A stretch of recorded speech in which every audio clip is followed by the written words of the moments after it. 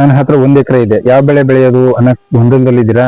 ಹಾಗಾದ್ರೆ ಈ ವಿಡಿಯೋದಲ್ಲಿ 10 ಬೆಳೆಗಳ ಬಗ್ಗೆ, ಹೆಚ್ಚು ಲಾಭ ಕೊಡುವಂತ 10 ಬೆಳೆಗಳ ಬಗ್ಗೆ ಮಾಹಿತಿ ಕೊಡ್ತೀನಿ. ದಯವಿಟ್ಟು ಎಲ್ಲ ಕೊನೆವರೆಗೂ ನೋಡಿ ವಿಡಿಯೋನ. ನೀವು ಯಾವ ಬೆಳೆ ಬೆಳಿಬೇಕು ಅನ್ನೋದನ್ನ ಈ ವಿಡಿಯೋ ನೋಡಿ ಆಯ್ಕೆ ಮಾಡ್ಕೋಬಹುದು. ಯಾಕಂದ್ರೆ 1 ಎಕರೆಯಲ್ಲಿ ಯಾವ ಬೆಳೆ ಬೆಳೆಯೋದಪ್ಪ ಅನ್ನೋ ಕನ್ಫ್ಯೂಷನ್ ಜಾಸ್ತಿ ಜನಕ್ಕೆ ಇದ್ದೇ ಇರುತ್ತೆ, ಪ್ರತಿಯೊಬ್ಬ ರೈತರಿಗೂ ಕೂಡ. ಅದರಿಂದ ನೀವು ಕರೆಕ್ಟಾಗಿ ನೀರು, ಉತ್ತಮ ಮಣ್ಣಿನಂಶ, ಮಣ್ಣು ಪರೀಕ್ಷೆ ಮಾಡಿಸಿ ಎಲ್ಲನೂ ಕರೆಕ್ಟಾಗಿ ನಿಮಗೆ ಗೊತ್ತಿದ್ರೆ ಈ ಮಾಹಿತಿ ನಿಮಗೆ ತುಂಬಾ ಸಹಾಯ ಆಗುತ್ತೆ. ಯಾವ ಬೆಳೆ ಬೆಳಿಬೋದು ಅನ್ನೋದನ್ನ ಈ ವಿಡಿಯೋದಲ್ಲಿ ತಿಳಿಸ್ಕೊಡ್ತೀನಿ. ಇನ್ನು ಯಾರು ನನ್ನ ಚಾನಲ್ನ ಸಬ್ಸ್ಕ್ರೈಬ್ ಆಗಿಲ್ಲ, ಪ್ರತಿಯೊಬ್ಬರು ಕೂಡ ಸಬ್ಸ್ಕ್ರೈಬ್ ಮಾಡ್ಕೊಳ್ಳಿ. ಈ ರೈತನಿಗೆ ಸಪೋರ್ಟ್ ಮಾಡಿ ಅಂತ ಕೇಳ್ಕೊತೀನಿ. ಬನ್ನಿ ವಿಡಿಯೋ ಶುರು ಮಾಡೋಣ. ಮೊದಲನೇ ಬೆಳೆ ಪಪ್ಪಾಯ ಅಂದ್ರೆ ಪರಂಗಿ. ಇದನ್ನ ನೀವು ಆರಾಮಾಗಿ ಬೆಳಿಬೋದು 1 ಎಕರೆಯಲ್ಲಿ.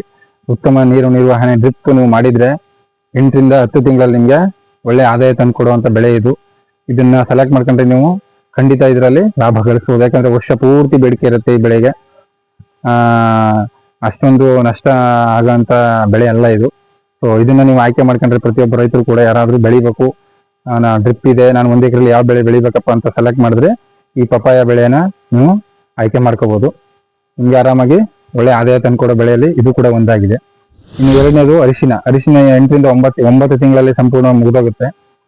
ಅದರಲ್ಲಿ ನೀವು ಮುಖ್ಯವಾಗಿ ಇದು ಔಷಧಿ ಮತ್ತೆ ಹೆಚ್ಚಿನ ಬೇಡಿಕೆ ಇರುತ್ತೆ. ಔಷಧಿಗೂ ಕೂಡ ಇದನ್ನು ಮಸಾಲೆ ಪದಾರ್ಥಗಳಿಗೆ ಮತ್ತೆ ಔಷಧಿಗೆ ಉಪಯೋಗಿಸೋದ್ರಿಂದ ಇದು ಬೇಡಿಕೆ ಇದ್ದೇ ಇರುತ್ತೆ.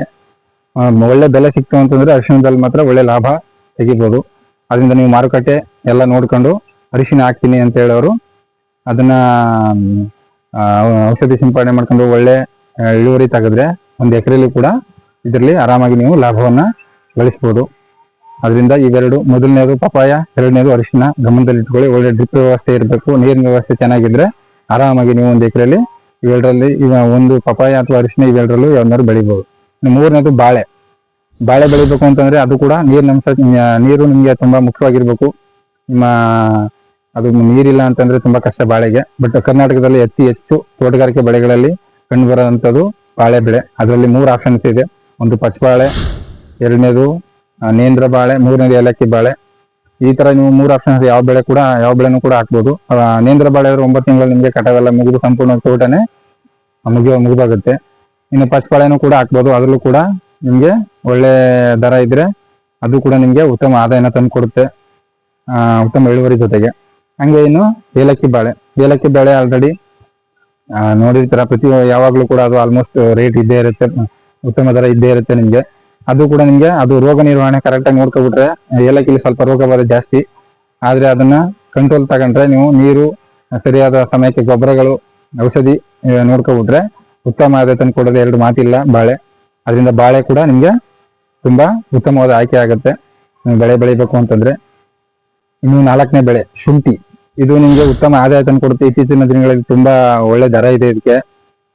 ಶುಂಠಿ ಬೆಳೆದ ಒಂದು ವರ್ಷದ ಹಿಂದೆನೋ ಸ್ವಲ್ಪ ಕಡಿಮೆ ಆಗ್ಬಿಟ್ಟಿತ್ತು ತುಂಬಾ, ಬಟ್ ಈ ಸಲ ಉತ್ತಮ ದರ ಇದೆ ಕೂಡ ಇದರಲ್ಲಿ. ಈ ಸರಿ ಬೆಳೆವರಿಗೆ ಉತ್ತಮ ಲಾಭ ಕೂಡ ಸಿಗುತ್ತೆ.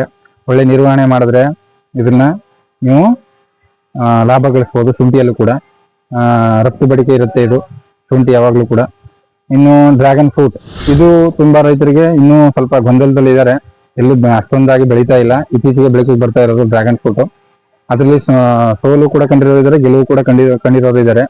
ಅದರಿಂದ ಇದನ್ನ ನೀವು ಕೆಲವು ರೈತರ ಅನುಭವ ಪಡೆದು ನೀವು ಮಾಡ್ಬೇಕಾಗುತ್ತೆ ಈ ಬೆಳೆನ. ಸುಮ್ಮನೆ ಯಾರೋ ಹಾಕಿದ್ದಾರೆ ಅಂದ್ಬಿಟ್ಟು ಈ ಡ್ರ್ಯಾಗನ್ ಫ್ರೂಟ್ನ ಹಾಕಕ್ ಹೋಗ್ಬೇಡಿ. ಯಾರು ಬೆಳೆದಿದ್ದಾರೆ ಆ ರೈತರ ಹತ್ರ ಸಲಹೆ ಪಡ್ಕೊಂಡು ಆಮೇಲೆ ನೀವು ಇದನ್ನ ಮುಂದುವರಿರಿ. ಬಟ್ ಇದರಲ್ಲಿ ಉತ್ತಮ ಆದಾಯ ಇದೆ, ಯಾಕಂದ್ರೆ ಇದು ತುಂಬಾ ರಫ್ತಾಗುತ್ತೆ. ಆಲ್ಮೋಸ್ಟ್ ಈ ಹಣ್ಣಿಗೆ ಬೇಡಿಕೆ ಇದೆ ಡ್ರ್ಯಾಗನ್ ಫ್ರೂಟ್ಗೆ. ಬಟ್ ಇದಕ್ಕೆ ಹೂಡಿಕೆ ಜಾಸ್ತಿ, ಅಂದ್ರೆ ಬಂಡವಾಳ ಜಾಸ್ತಿ ಹಾಕ್ಬೇಕು ಶುರುವಲ್ಲೇ ಕೂಡ.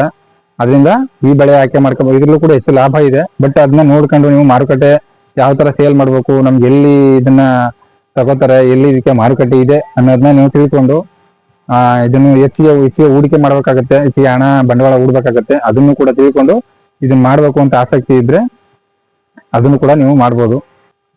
ಇನ್ನು 6ನೇದು ದಾಳಿಂಬೆ ಬೆಳೆ. ಈ ಬೆಳೆನೂ ಕೂಡ ಅಷ್ಟೇ, ನೀವು ಯಾರು ರೈತರು ಬೆಳೆದಿರ್ತಾರೆ ಅವ್ರ ಹತ್ರ ಹೋಗಿ ಅವ್ರ ಅನುಭವನ ತಿಳ್ಕೊಂಡು, ಇದು ಸ್ವಲ್ಪ ಲಾಂಗ್ ಟರ್ಮ್ ಬೆಳೆ ಆಗಿರೋದ್ರಿಂದ ಇದನ್ನ ತಿಳ್ಕೊಂಡು ಮಾಡಿ. ಸುಮ್ಮನೆ ಇದು ಲಾಭ ಬರುತ್ತೆ ಅಂದ್ಬಿಟ್ಟು ಸುಮ್ಮನೆ ಹಾಕ್ಬಿಡೋದು ಬೇಡ. ನೀರಿನ ನಿರ್ವಹಣೆ ಕರೆಕ್ಟಾಗಿ ಕೊಡಬೇಕು. ಔಷಧಿ ಅಂತೂ ತುಂಬಾ ಜಾಸ್ತಿ ಕೇಳುತ್ತೆ ಇದು ದಾಳಿಂಬೆ. ಒಳ್ಳೆ ಬೆಳೆ ಬೆಳೆದ್ರೆ ಉತ್ತಮ ಕಾಯಿಗಳಿಗೆ ತುಂಬಾ ಲಾಭ ಸಿಗುತ್ತೆ ಮಾತ್ರ. ಅದನ್ನು ಕೂಡ ಯಾರು ರೈತರು ಬೆಳೆದಿರ್ತಾರೆ ಅವ್ರ ಹತ್ರ ಮಾರ್ಗದರ್ಶನ ತಗೊಂಡು ಇದನ್ನು ಕೂಡ ನೀವು ಹಾಕ್ಬೋದು. ಬಟ್ ಎಲ್ಲ ಅನುಭವ ಮೇಲೆ ಈ ಬೆಳೆನ ಬೆಳಿಬೇಕಾಗುತ್ತೆ. ತುಂಬಾ ಸಡನ್ ಆಗಿ ತಂದು ಹಾಕ್ಬಿಡ್ಬೇಡಿ, ಬಟ್ ಒಳ್ಳೆ ಲಾಭ ತಂದು ಕೊಡೋದಂತೂ ಸತ್ಯ. ಇನ್ನು 7ನೇದು ಮೆಣಸಿನಕಾಯಿ ಬೆಳೆ. ಈ ಬೆಳೆ ಕೂಡ ನೀವು ಆಲ್ಮೋಸ್ಟ್ ಎಲ್ಲ ಋತುಗಳಲ್ಲೂ ಹಾಕ್ಬೋದು. ಬಟ್ ಇದು ಏನಾಗುತ್ತೆ, ಸ್ವಲ್ಪ ಈ ಈ ಬೆಳೆಯಲ್ಲಿ ಕಂಡು ಬರೋದು ಮುಖ್ಯವಾಗಿ ನಿಮ್ಗೆ ಮೊಡರು ರೋಗಗಳು, ಟ್ರಿಪ್ಸು ಬೈಟ್ಸು ಇವೆಲ್ಲ ಜಾಸ್ತಿ ಕಂಡು ಬರುತ್ತೆ ಮೆಣಸಿನಕಾಯಿ ಬೆಳೆಯಲ್ಲಿ. ಅದರಿಂದ ಇದನ್ನ ನೋಡ್ಕೊಂಡು ಅದರಲ್ಲಿ ನೀವು ಯಾವ ಪ್ರದೇಶಕ್ಕೆ ಸೂಕ್ತವಾಗಿರುತ್ತೆ ಅದನ್ನ ನೋಡ್ಕೊಂಡು ನೀವು ಮಾರುಕಟ್ಟೆ ಅವಲಂಬಿಸಿ ಬೆಳೆಗಳು ಏರಿಳಿತ ಆಗ್ತವೆ. ಬಟ್ ಸಿಕ್ಕಿದ್ರೆ ಒಳ್ಳೆ ಲಾಭ, ಇಳುವರಿ ಜಾಸ್ತಿ ಸಿಕ್ಕಿದಾಗ ಇದು ಸಿಗುತ್ತೆ ಚೆನ್ನಾಗಿ ಬೆಳೆದಾಗ ಇಳುವರಿನ. ಅದರಿಂದ ಇಳುವರಿ ಚೆನ್ನಾಗಿ ಸಿಗೋದ್ರಿಂದ ನಿಮ್ಗೆ ಆವರೇಜ್ ಸ್ವಲ್ಪ ರೇಟ್ ಇದ್ರೂ ಕೂಡ ನಿಮ್ಗೆ ಉತ್ತಮ ಲಾಭ ತಂದು ಕೊಡೋದಂತೂ ಗ್ಯಾರಂಟಿ ಮೆಣಸಿನಕಾಯಿ ಬೆಳೆಯಲ್ಲಿ. ಇದ್ರಲ್ಲಿ ಹೇಳ್ತಾರ ಅಂದ್ರೆ ಈಗ ಉತ್ತರ ಕರ್ನಾಟಕ ಆ ಸೈಡ್ ಎಲ್ಲ ನೋಡಿದ್ರೆ ಹಣ್ಣು ಕೂಡ ಮಾಡಿ, ಹಣ್ಣು ಮತ್ತೆ ಹಸಿ ಮೆಣಸಿನಕಾಯಿ 2 ತರ ಡಿವೈಡ್ ಮಾಡ್ತಾರೆ ಅವರು. ಕೆಲವು ಸಲ ಹಸಿ ಮೆಣಸಿನಕಾಯಿ ಬೆಳಿತಾರೆ, ಅದ್ ಬಿಟ್ರೆ ಇಲ್ಲ ಅಂತಂದ್ರೆ ಹಣ್ಣು ಮಾಡಿ ಮಾರುಕಟ್ಟೆಗೆ ಹಾಕ್ತಾರೆ. ಅದರಿಂದ ನೀವು ಯಾವ್ದನ್ನ ಆಯ್ಕೆ ಮಾಡ್ಕೋಬೇಕು ಅದನ್ನ ಆಯ್ಕೆ ಮಾಡ್ಕೊಳ್ಳಿ. ಇಲ್ಲ ಹಸಿರು ಮೆಣಸಿನಕಾಯಿ ಬೆಳಿತೀರಾ, ಇಲ್ಲ ಹಣ್ಣು ಮೆಣಸಿನಕಾಯಿ ಬೆಳಿತೀರಾ, ಅದು ನಿಮ್ಗೆ ಬಿಟ್ಟಿದ್ದು. ಅದ್ರಲ್ಲೂ ಬೇರೆ ಬೇರೆ ವೆರೈಟೀಸ್ ಎಲ್ಲ ಸೀಡ್ಸ್ ಇದೆ. ಉತ್ತಮ ತಳಿನ ಆಯ್ಕೆ ಮಾಡ್ಕೊಂಡು ಆರಾಮಾಗಿ 1 ಎಕರೆಯಲ್ಲಿ ನೀವು ಹೆಚ್ಚು ಇಳುವರಿ ಪಡಿಬೋದು. ಒಳ್ಳೆ ದರ ಇದ್ರೆ ಮಾತ್ರ ಇದರಲ್ಲೂ ಕೂಡ ಆರಾಮಾಗಿ ಹೆಚ್ಚು ಲಾಭ ಕೂಡ ಗಳಿಸ್ಬೋದು. ಔಷಧಿ ನಿರ್ವಹಣೆ ಚೆನ್ನಾಗಿ ನೋಡ್ಕೊಳ್ಳಿ. ನೀರು, ಔಷಧಿ ನಿರ್ವಹಣೆ ಪ್ರತಿ ಬೆಳೆಗೂ ಕೂಡ ಮುಖ್ಯ. ಅದರಲ್ಲಿ ಇದಕ್ಕೂ ಕೂಡ ಔಷಧಿ ನಿರ್ವಹಣೆ ತುಂಬಾ ಮುಖ್ಯ ಆಗುತ್ತೆ. ಇನ್ನು 8ನೇದು ಕ್ಯಾಪ್ಸಿಕಮ್ ಕೂಡ ಹೆಚ್ಚು ಬಂಡವಾಳ ಹಾಕ್ಬೇಕಾಗಿರೋಂಥ ಬೆಳೆ. ಅದನ್ನ ನಾವು ನಾರ್ಮಲ್ ಹಂಗೆ ಓಪನ್ ಆಗಿ ಹಾಕಿ ಬೆಳೆಯೋದು ತುಂಬಾ ಕಷ್ಟ. ಕೆಲವು ಕಡೆ ಎಲ್ಲೋ ಆಂಧ್ರ ಪ್ರದೇಶ ಅಲ್ಲಿ ಇಲ್ಲಿ ಬೆಳಿಬೋದು, ಬಟ್ ಅದು ಅನುಭವ. ಯಾಕಂದ್ರೆ ನಾವು ಸುಮ್ಮನೆ ಯಾರೋ ಹಾಕ್ತಾರೆ ಅಂದ್ಬಿಟ್ಟು ನಾವು ತಂದು ಹಾಕ್ಬಿಟ್ಟು ಅದ್ರಲ್ಲಿ ನಷ್ಟ ಖಚಿತ ಆಗ್ಬಿಡುತ್ತೆ. ಅದರಿಂದ ಕ್ಯಾಪ್ಸಿಕಮ್ ಬೆಳೆ ಬೆಳೆದು ಒಳ್ಳೆ ಲಾಭ ಗಳಿಸ್ಬೇಕು ಅಂದ್ರೆ ಅದಕ್ಕೆ ಶೇಡ್ ನೆಟ್ ಮುಖ್ಯ. ಅದು ಶೇಡ್ ನೆಟ್ ಹಾಕಿ ಬೆಳಿಬೇಕಾಗುತ್ತೆ. ಅದರಿಂದ ಅದನ್ನ ಏನಾದ್ರು ಹಾಕ್ತೀನಿ ಅಂತ ಹೇಳೋರು ಅದನ್ನು ಕೂಡ ಪ್ರತಿಯೊಬ್ಬರು ಕೂಡ ಯಾರು ಹಾಕಿರ್ತಾರೆ ಅವ್ರ ಹತ್ರ ಅನುಭವ ತಗೊಂಡು ಈ ಶೇಡ್ ನೆಟ್ ಎಲ್ಲ ಮಾಡಿ ಹೆಚ್ಚು ಬಂಡವಾಳ ಹಾಕ್ಬೇಕಾಗುತ್ತೆ ಶುರುವಲ್ಲೇ ಕೂಡ. ಅದನ್ನ ತುಂಬಾ ಬಂಡವಾಳ ಜಾಸ್ತಿ ಕೇಳೋದ್ರಿಂದ ಅದಕ್ಕೆ ತಕ್ಕಂಗೆ ಬೆಳೆ ಕೂಡ ಬರುತ್ತೆ. ಬಟ್ ಅದನ್ನ ಚೆನ್ನಾಗಿ ಬೆಳೆದ್ರೆ ಉತ್ತಮ ಲಾಭ ಕೂಡ ಗಳಿಸ್ಬೋದು. 1 ಎಕರೆಯಲ್ಲಿ ಎಷ್ಟೋ ಲಾಭ, ಲಕ್ಷಾಂತರ ರೂಪಾಯಿ ಲಾಭ ಗಳಿಸೋರು ಇದ್ದಾರೆ ರೈತರು ಕೂಡ. ಬಟ್ ಅದನ್ನ ಮಾಡ್ಬೇಕು ಅಂತಂದ್ರೆ ನೀವು ಪ್ರತಿಯೊಂದು ಕೂಡ ಮಾರ್ಗದರ್ಶನ ತಗೊಳ್ಳಿ. ಕೃಷಿ ಇಲಾಖೆಯಿಂದ ಆಗ್ಲಿ ಅಥವಾ ಬೆಳೆದಿರೋ ಅನುಭವ ರೈತರಿಂದ ಮಾರ್ಗದರ್ಶನ ತಗೊಂಡು ನೀವು ಕ್ಯಾಪ್ಸಿಕಮ್ನ ಬೆಳಿಬೇಕಾಗುತ್ತೆ. ಅದು ಕೆಲವು ಸಲ ರೇಟ್ ಡೌನ್ ಆಗುತ್ತೆ, ಬಟ್ ಹೈ ರೇಟಲ್ಲಿ ಹೋಗುತ್ತೆ. ತುಂಬಾ ಒಳ್ಳೆ ರೇಟ್ ಸಿಕ್ಬಿಟ್ರೆ ಅದು ಒಳ್ಳೆ ಲಾಭ ಕೂಡ ಲಕ್ಷಾಂತರ ರೂಪಾಯಿ ಗಳಿಸೋದ್ರಲ್ಲಿ 2 ಮಾತಿಲ್ಲ. ಇನ್ನು 9ನೇದು ತರಕಾರಿಗಳ ರಾಜ ಟೊಮೊಟೊ. ಇದನ್ನಂತೂ ಪ್ರತಿಯೊಬ್ಬ ರೈತರು ಕೂಡ ಬೆಳೀತಾರೆ. ಆಲ್ಮೋಸ್ಟ್ ಎಲ್ಲರೂ ಜಾಸ್ತಿ ಹಾಕುವಂತ ಬೆಳೆ ಅಂತಂದ್ರೆ ಅದು ಟೊಮೊಟೊನೆ. ಯಾರೇ ಆದ್ರೂ ಕೂಡ ತುಂಬಾ ರೈತರು ಟೊಮೊಟೊ ಬೆಳಿಬೇಕಪ್ಪ ನಾನು ಒಂದ್ಸಲ ಅದ್ರಲ್ಲಿ ಹೆಚ್ಚಿನ ಇಳುವರಿ ತಗೋಬೇಕು ಅಂದ್ಬಿಟ್ಟು ಅದರಲ್ಲೇ ಟೊಮೊಟೊ ಬೆಳೆಯೋದ್ರಲ್ಲೇ ತುಂಬಾ ನಿರತರಾಗಿರೋಂಥ ರೈತರೇ ಜಾಸ್ತಿ. ಅದರಿಂದ ಟೊಮೊಟೊ ಕೂಡ ಎಷ್ಟೋ ಸಲ ರೇಟ್ ಅಂತ ಬಿದ್ದೋದ್ರೆ ದರ ಹೆಚ್ಚಾಗದೇ ಇಲ್ಲ ಅದು. ಬಟ್ ಒಳ್ಳೆ ಬೆಲೆ ಸಿಕ್ಕಿದ್ರೆ ಅದರಲ್ಲೂ ಲಕ್ಷಾಂತರ ರೂಪಾಯಿ ಗಳಿಸುವಂತ ಅವಕಾಶ ತುಂಬಾ ಜಾಸ್ತಿ ಇರುತ್ತೆ ಟೊಮೊಟೊದಲ್ಲಿ. ಅದನ್ನ ಏನಾದ್ರು ಬೆಳಿಬೇಕು ಅಂದ್ರೆ ಆರಾಮಾಗಿ ಬೆಳಿಬೋದು. ಅದು ಎಲ್ಲಾ ಋತುಗಳಲ್ಲೂ ಕೂಡ ಬೆಳಿಬೋದು. ರೋಗ ಬಾಧೆ ಒಂದೊಂದು ಸೀಸನ್ಗೆ ಒಂದೊಂದ್ ತರ ಬರ್ತಾ ಇರುತ್ತೆ. ಅದನ್ನ ನೋಡ್ಕೊಂಡು ಹತೋಟಿಗೆ ತಂದ್ರೆ ಅದು ಕೂಡ ತುಂಬಾ ಹೆಚ್ಚು ಲಾಭ ಗಳಿಸುವಂತ, ಶಾರ್ಟ್ ಟೈಮ್ ಅಲ್ಲಿ ಹೆಚ್ಚು ಲಾಭ ಗಳಿಸುವಂತ ತರಕಾರಿಗಳು. ಅದು ಕೂಡ ಒಂದು ಟೊಮೊಟೊ ಆಲ್ಮೋಸ್ಟ್ 5ರಿಂದ 6 ತಿಂಗಳಿಗೆಲ್ಲ ನಿಮ್ಗೆ ಫಿನಿಶ್ ಆಗ್ಬಿಡುತ್ತೆ. ಒಳ್ಳೆ ಬೆಲೆ ಸಿಕ್ಕಿದ್ರೆ ಲಾಭ ಲಕ್ಷಾಂತರ ರೂಪಾಯಿ ಕೂಡ ಗಳಿಸ್ಬೋದು. ಅದರಿಂದ ಅದನ್ನು ಕೂಡ ಆರಾಮಾಗಿ ಬೆಳಿಬೋದು ರೈತರು 1 ಎಕರೆಯಲ್ಲಿ.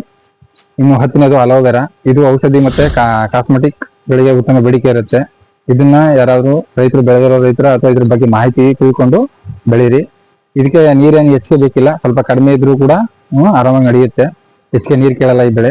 ಆಮೇಲೆ ಮಾರುಕಟ್ಟೆ ಯಾವ ತರ ಇದೆ, ನಾನು ಎಲ್ಲಿ ಮಾರಾಟ ಮಾಡ್ಬೇಕು ಅನ್ನೋದನ್ನ ತಿಳ್ಕೊಂಡು ಇದನ್ನು ಕೂಡ ನೀವು ಬೆಳಿಬೋದು. ಇಷ್ಟು ಬೆಳೆಗಳು ತಿಳಿಸ್ಕೊಟ್ಟಿದ್ದೀನಿ. ಯಾವ ಬೆಳೆ ಬೆಳಿಬೇಕು ಅನ್ನೋದು ನಿಮ್ಮ ಆಯ್ಕೆ. ಹೆಚ್ಚು ಲಾಭ ಸಿಗುತ್ತೋ ಇಲ್ವೋ ಅದು ನಿಮ್ಮ ಹವಾಮಾನಕ್ಕೆ ಸಂಬಂಧಪಟ್ಟಿರುತ್ತೆ. ಮಣ್ಣಿನ ಗುಣಮಟ್ಟ, ನೀರು ನೀವು ಯಾವ ತರ ಇದೆ ಅಥವಾ ನಿಮ್ಮ ಸುತ್ತಮುತ್ತ ಮಾರುಕಟ್ಟೆಗಳ. ಈಗ ಕ್ಯಾಪ್ಸಿಕಮ್ ಹೇಳಿದೆ, ಕ್ಯಾಪ್ಸಿಕಮ್ ಹೆಂಗೆ ಅಂತಂದ್ರೆ ಆಲ್ಮೋಸ್ಟ್ ಕೋಲಾರ ಸೈಡು ತುಂಬಾ ಅದಕ್ಕೆ ಬೇಡಿಕೆ ಜಾಸ್ತಿ ಇರುತ್ತೆ. ಅಲ್ಲೇ ಬಂದು ತಗೊಂಡ್ ಹೋಗ್ತಾರೆ. ಅಲ್ಲಿ ರಫ್ತು ಬೇಡಿಕೆ ಜಾಸ್ತಿ. ಈ ಕೆಲವು ಜಿಲ್ಲೆಗಳಲ್ಲಿ ಅದು ಬೇಡಿಕೆ ಇರೋದೇ ಇಲ್ಲ. ಅಂತ ಜಿಲ್ಲೆಗಳಲ್ಲಿ ಅದನ್ನ ಬೆಳೆಯಕ್ ಹೋಗ್ಬೇಡಿ. ಯಾಕಂದ್ರೆ ನಾವು ಆಮೇಲೆ ಮಾರುಕಟ್ಟೆ ಹುಡಿಕೊಂಡು ಹೋಗ್ಬೇಕಾಗುತ್ತೆ. ತುಂಬಾ ದೂರ ಆದ್ರೆ ಟ್ರಾನ್ಸ್ಪೋರ್ಟೇಷನ್ ಖರ್ಚೆಲ್ಲ ತುಂಬಾ ಜಾಸ್ತಿ ಆಗ್ಬಿಡುತ್ತೆ. ಅದರಿಂದ ಕೆಲವೊಂದು ಬೆಳೆಗಳನ್ನ ನೀವು ಆಯ್ಕೆ ಮಾಡ್ಬೇಕು ಅಂದ್ರೆ ನಿಮ್ ಸುತ್ತಮುತ್ತ ಮಾರುಕಟ್ಟೆ ವ್ಯವಸ್ಥೆ ಯಾವ ತರ ಇದೆ, ಯಾವ ಬೆಳೆಗಳನ್ನ ಬೆಳೆದ್ರೆ ಅದು ನಿಮ್ಗೆ ಸೂಕ್ತ ಬೆಲೆಗಳು ಸಿಗ್ತವೆ, ಒಳ್ಳೆ ರೇಟ್ ಸಿಗುತ್ತೆ ಅನ್ನೋದನ್ನ ನಿಮ್ ಸುತ್ತಮುತ್ತ ಮಾರುಕಟ್ಟೆಗಳಲ್ಲಿ ನೋಡಿರ್ತೀರ. ಅದನ್ನ ತಿಳ್ಕೊಂಡು ಅದನ್ನ ಹಾಕಿ. ಈ 10 ಬೆಳೆಗಳು ನಿಮ್ಗೆ ತುಂಬಾ ಉಪಕಾರಿ ಆಗುತ್ತೆ ಅಂತ ತಿಳ್ಕೊತೀನಿ. ಈ ಬೆಳೆದ್ರೆ ಒಳ್ಳೆ ದರ ಸಿಕ್ಕಿದ್ರೆ ಲಕ್ಷಾಂತರ ರೂಪಾಯಿ ಗಳಿಸೋದ್ರಲ್ಲಿ 2 ಮಾತಿಲ್ಲ ಈ ಬೆಳೆಗಳು. ಆರಾಮಾಗಿ ಬೆಳೀರಿ. 1 ಎಕರೆ ಇರೋರು ಒಳ್ಳೆ ನೀರಿದ್ರೆ ಲಾಂಗ್ ಟರ್ಮ್ ಬೆಳೆ ಬೆಳಿಬೋದು. ಸ್ವಲ್ಪ ನೀರು ಕಮ್ಮಿ ಆದ್ರೆ ಶಾರ್ಟ್ ಟರ್ಮ್ ಬೆಳೆಗಳನ್ನ ಬೆಳ್ಕೊಳ್ಳಿ ಅಂತ ಹೇಳ್ತೀನಿ. ಇನ್ನು ಯಾರ ನನ್ನ ಚಾನಲ್ನ ಸಬ್ಸ್ಕ್ರೈಬ್ ಮಾಡಿಲ್ಲ, ಪ್ರತಿಯೊಬ್ಬರು ಸಬ್ಸ್ಕ್ರೈಬ್ ಮಾಡಿ, ಈ ರೈತನಿಗೆ ಸಪೋರ್ಟ್ ಮಾಡಿ ಅಂತ ಕೇಳ್ಕೊತೀನಿ. ನೆಕ್ಸ್ಟ್ ವಿಡಿಯೋದಲ್ಲಿ ಸಿಗೋಣ. ಬಾಯ್ ಬಾಯ್.